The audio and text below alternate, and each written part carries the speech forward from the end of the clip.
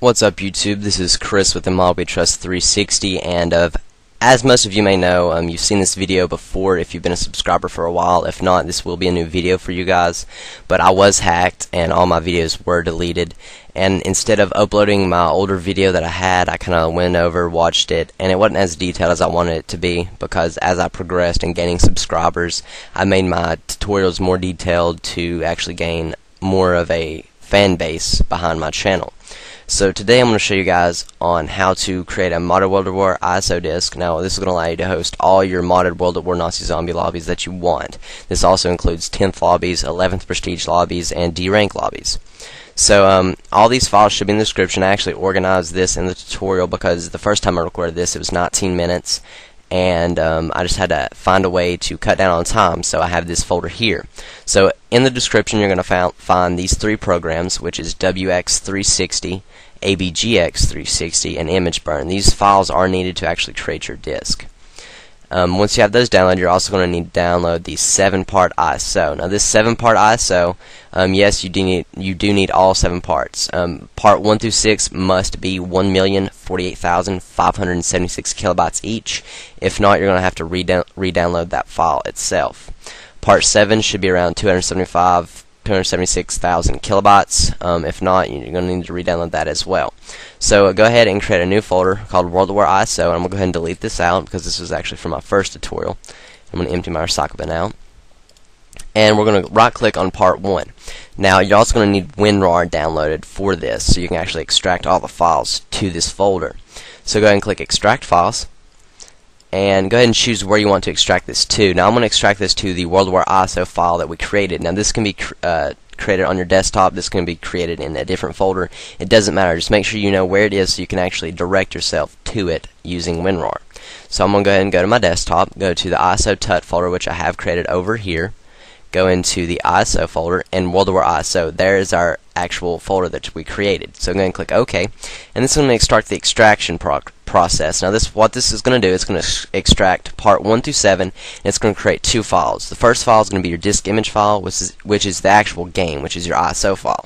And the second file is going to be just the disk, like the disk image. Now this file should be around 1 kilobyte, and what this does, it redirects IMGBURN, which is a program we're going to use later on, to the actual file that it needs to write.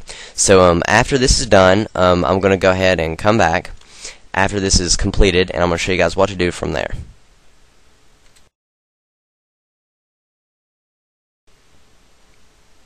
Okay guys, welcome back to this tutorial. As you can see, we've got about 45 seconds left, so I'm going to go ahead and run this in the background, and then I want to actually show you guys. As you can see, it is running in the background. You can do that as well. I'm going to go ahead and open up our first program that we need, which is ABGX360, kind of show you guys what you need to do inside of this program itself. So just go ahead and go over to the AutoFix tab, go to Adjust SSV Angle 359, and set this to level 3. Now once you have all that completed, just wait for your actual file to finish extracting. As you see, it's 92% done. Should only be about 30 seconds left. And basically, I'm going to explain to you what we're going to do. We're actually going to click this folder here. We're going to open up the disk image file that is extracted from the 7-part ISO. So as I was speaking of before, you're going to have 2 files, the disk image file and I think it's the image file or the disk image, I'm not sure. It's something like that. But it's only 1 kilobyte. So as you can see, this is completed. Almost. It's got 99% done, 2 seconds, so yeah, it's virtually completed. So go ahead and click up here on the folder, and now we're going to open the file that we just extracted. So this is going to be under our ISO TUT folder, wherever it's actually located for you. So I'm going to redirect back to my desktop, and I'm going to scroll down and go to ISO TUT, ISO, World War ISO, and as you can see, we have our disk image file here. So go ahead and click on it and click open. Now once you have this, just go ahead and move this over to the side a little bit and click launch. Now what this is going to do is actually going to stealth patch your disk so you're not detected online. So this is actually really good if you want to play your online lobbies. So I'm going to go ahead and pause the video once more, and once this is almost completed, I'm going to come back and teach you guys what to do next.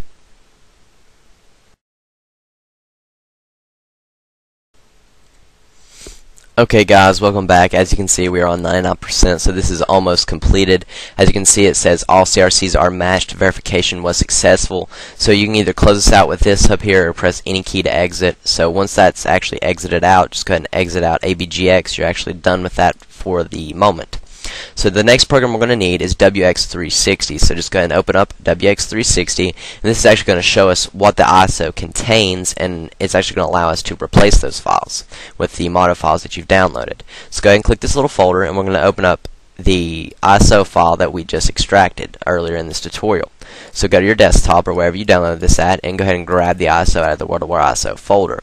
So go ahead and click open, and as you can see, once this completely loads, you're going to have all these files. These are the files that are actually located inside your ISO. So we're going to scroll down until codepostgfx.ff, which is located here, is at the top of this viewing screen. That way we can get all the files that we need in one viewing screen, so it's easier for you to navigate. So just go ahead and right click on your codepostgfx.ff and extract this file to your desktop.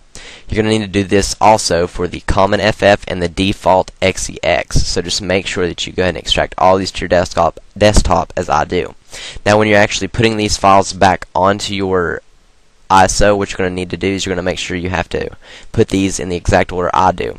So it's kind of like in the exact order that we extracted them, you're going to have to do that as well. So just right click on your code post once everything is extracted and click replace file. Now we're going to go into our ISO tut folder, go to files, and you should have this mod menu files. If you haven't already extracted it, go ahead and do that, and you should have this files folder. Double click on it and click code_post_gfx and click open, and this is going to actually replace the code post file. So on the common FF, we're going to right click on it as well, click replace file, and just replace this with the common, which is inside the files folder as well. Once both of these are replaced, go ahead and replace the default XEX with the one that you extracted. So this should be located on your desktop. So go ahead and click open, and it's going to go ahead and overwrite that as well. So go ahead and close this out. We're actually done with it.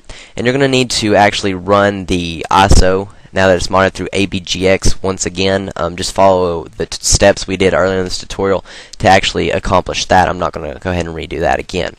So as soon as you do that, again, you stealth patch it in IMGBURN, go ahead and open up IMGBURN. Once IMGBURN is open, you should see this main interface here. It'll say write image files to disk and some other options, and have your log down below. Before we do anything with the program, we're going to have to go to Tools and Settings. Once you go into Settings, go over to the Right tab and copy these settings down. If you need to, view this video in full screen and copy these settings down because these are very important. So if you need to, go ahead and do that right now. Okay guys, now that you have all of those settings copied, go ahead and click Write Image Files to Disk. Once you're here in the main interface of IMGBURN, go ahead and click this folder to actually open up your image file. Now this image file is the one that's 1 kilobyte. It doesn't really matter about the icon located here. It can be a WinRAR archive file icon. It can be really anything. So just go ahead and click on it. It's the 1 kilobyte download, so make sure you are getting that one, and click open. Now this, as I said earlier in the tutorial, will redirect this program to actually write the ISO to your disk. So before we actually go ahead and click write file to disk, we're going to need to change our write speed to 2.4x and copies to 1. Now this is going to allow us to actually burn it to our disk at 2.4x so our Xbox can read it. Also for the destination, if you have more than one DVD drive, you need to select the one that has the dual layer. Just go ahead and do that as well. So I don't have really a disk handy, so I can't show you guys how to actually do this, but once you insert your disk, it should say that your device is becoming ready here in the status strip, and it'll tell you that it is ready, and this should highlight. If it doesn't highlight, more than likely you don't either have a dual layer disk or dual layer burner. You can also buy these dual layer burners off of Amazon.com. I'll actually have a link below, should have one of those. You just plug it in via USB, and you should be ready to go. So yeah, just complete running through, just go ahead and click write image file to disk, and once that's complete, just go ahead and hot swap it. If you don't know how to hot swap, view a different video or view my video. I don't know if I'm going to actually upload a video on how to hot swap, but if I do, just make sure you check that out after this. So yeah guys, please favorite, like, comment, subscribe, do all that stuff, because I need to get my channel back up on the map and get all my subscribers back. Just get everything back up and running with my channel. So hope you enjoy this. Again, please like, comment, and subscribe, and favorite, and I will talk to you guys in my next tutorial.